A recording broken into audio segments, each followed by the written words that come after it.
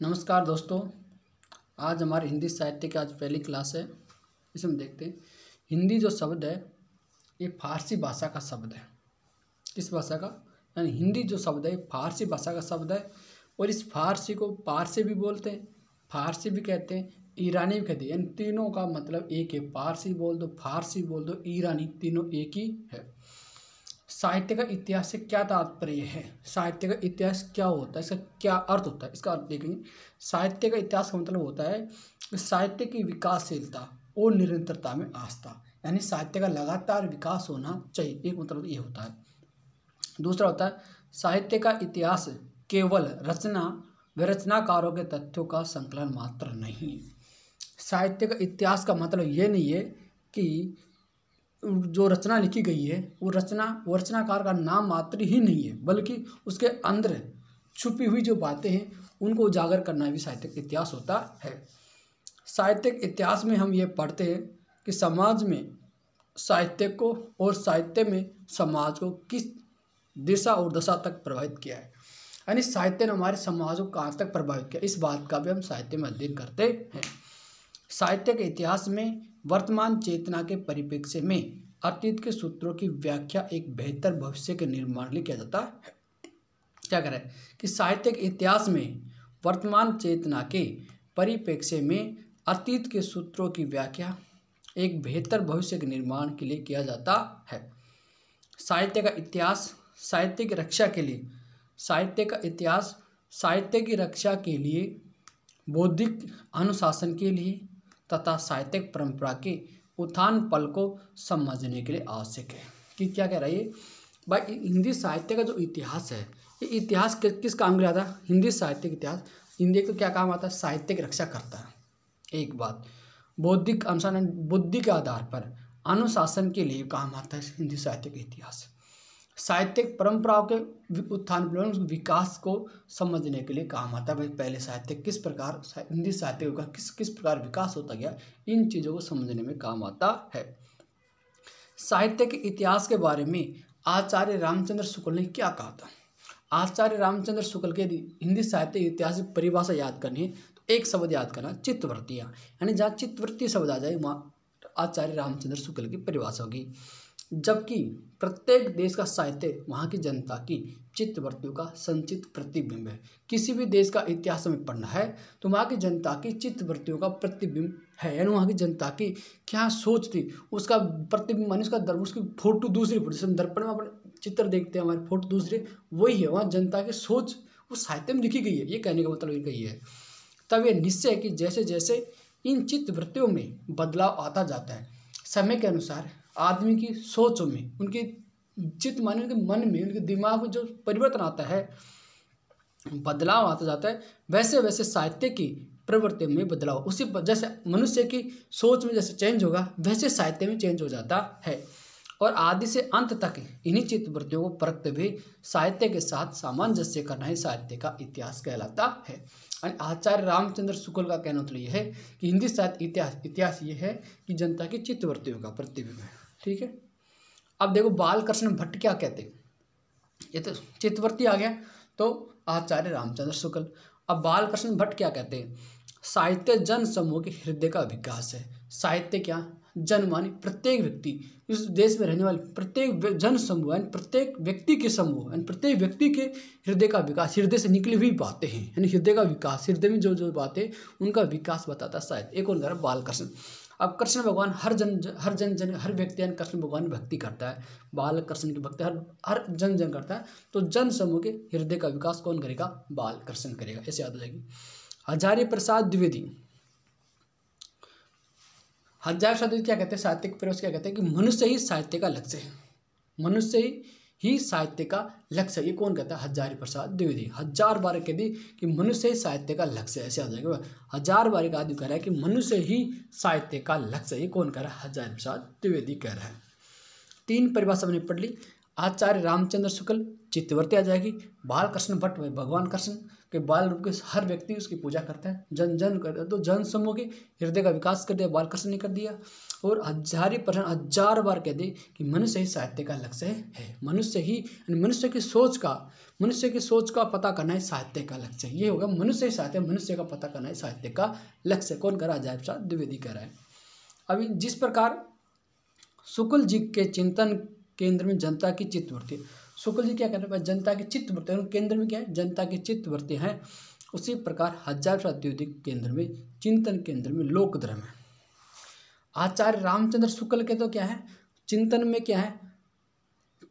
जनता की चित्तवृत्ति है, यानी चित्तवृत्ति, जनता की चित्तवृत्ति है। जबकि अजायब शाह द्विवेदी के चिंतन के केंद्र में क्या है? लोक धर्म है। महावीर प्रसाद द्विवेदी क्या कहते हैं? साहित्य ज्ञान राशियों का संचित कोश है। महावीर प्रसाद द्विवेदी क्या कहते हैं कि साहित्य क्या है? ज्ञान राशि का संचित कोश है। ये कौन कहता है? महावीर प्रसाद द्विवेदी कहते हैं कि साहित्य ज्ञान राशि का क्या है? संचित कोश है। सादगी है, सरलता है और असलियत जो उसके कवि है। साहित्य क्या है? ज्ञान राशि का संचित कोश है, सादगी है, सरलता है और असलियत जो उसके कवि है। ये कौन कह रहा है? महावीर प्रसाद द्विवेदी कह रहा है। साहित्य की चेतना में वह शक्ति अंतर्निहित होती है कि जो कार्य बड़ी बड़ी तलवारें, बम, तोपें नहीं कर सकती है, वह कार्य साहित्य कर देता है। महावीर प्रसाद द्विवेदी कहते हैं साहित्य की चेतना में वह शक्ति अंतर्निहित होती है कि जो कार्य बड़ी बड़ी तलवारें, बम, तोपें नहीं कर सकती है, वह कार्य साहित्य कर देता है। ये कौन कह रहा है? महावीर प्रसाद द्विवेदी कह रहा है। साहित्य इतिहास लेखन की पद्धति क्या? पहली पद्धति को देखो, साहित्य का इतिहास किस किस रूप में लिखा गया, किस किस पद्धति से हिंदी साहित्य का इतिहास लिखा गया, उन पद्धतियों के बारे में। तो पहली पद्धति वर्णानुक्रम पद्धति। कौन सी पद्धति? वर्णानुक्रम पद्धति। वर्ण के अनुक्रम में, जैसे अपनी हिंदी वर्णमाला होती है, जैसे पहले कै कबूतर आ गया तो कै पे नाम शुरू होने वाले इतिहासकार का सबसे पहले नाम आएगा। और गैसे ज्ञानी के बाद में जैसे गैसे ज्ञानी होता है उस पर कोई नाम शुरू होता है तो वो सबसे लास्ट में आएगा। इस प्रकार ये वर्ण के क्रम के आधार पर इसमें वर्णों के अनुक्रम को ध्यान में रखते हुए रचनाकार का परिचय कराया गया है। इस वर्णानुक्रम पद्धति क्या होगी? यानी जैसे कैसे शुरू हो गया नाम, तो सबसे पहले कैसे शुरू होने वाले सभी रचनाकारों के नाम एक साथ रख दिए, उसके बाद में कैसे खरगोश, यानी वर्ण के अनुक्रम के आधार पर कर दिया। और इस प्रकार लिखने वाले इतिहासकार अपने गार्सा दैतासी थे।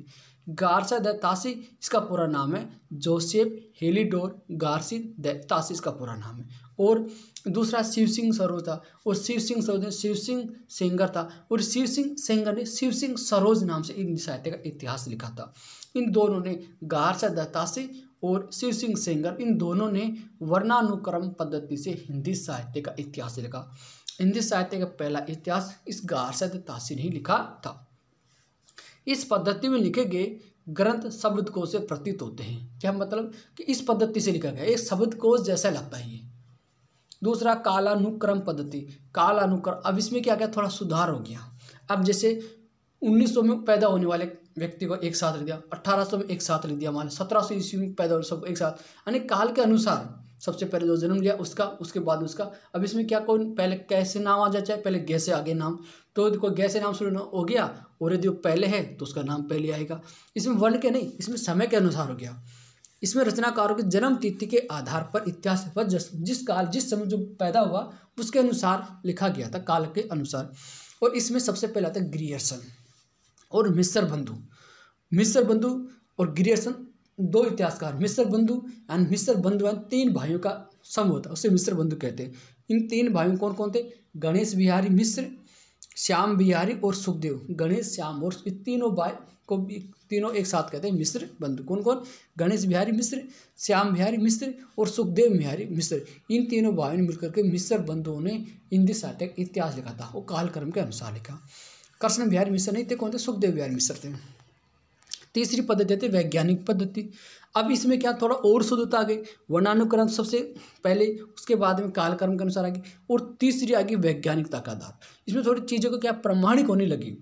इस पद्धति के इतिहास में वैज्ञानिकता की भांति तटस्थ और निरपेक्ष होकर आंकड़े एकत्रित किए गए, यानी सत्यता के आधार, पूरी जांच परख के आधार पर और निष्कर्ष प्रस्तुत करता है। जैसे गणपति चंद्र गुप्त ने हिंदी साहित्य का वैज्ञानिक इतिहास 1965 में लिखा था।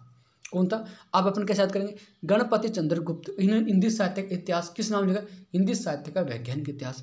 अब भाई गणपति की पूजा करते हैं तो हम उसको क्या सत्य मानते, सार्वभौमिक मानते। भाई गणपति की पूजा करने से हमारे घर में सबसे पहले गणपति पूजा करते कोई भी कार्य शुरू करने के लिए, तो ये वैज्ञानिक सत्य सभी लोग करते हैं, सत्य बात है ये। तो ये क्या है? तो गणपति कैसे करेगा? वैज्ञानिक इतिहास लिखा, हिंदी साहित्य का वैज्ञानिक इतिहास लिखा डॉक्टर गणपति चंद्र गुप्त ने। कब लिखा? 1965 में।